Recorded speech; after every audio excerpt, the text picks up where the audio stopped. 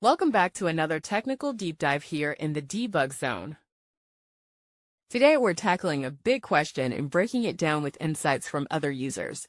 Hopefully this clears up some misconceptions and helps you get the answer you need. So buckle up, stay a little curious, and let's jump right in.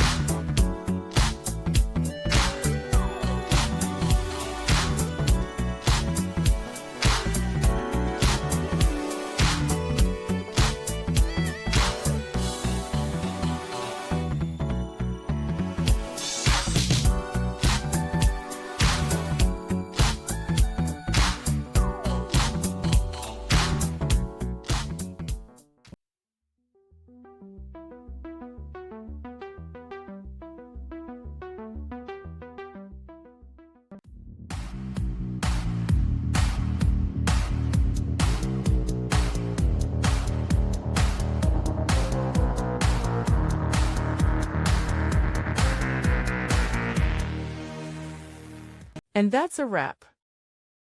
I hope you found the answer you were looking for. If you did, take a second to hit that subscribe button. It really helps out. And let me know in the comments which solution worked best for you. See you next time in the debug zone.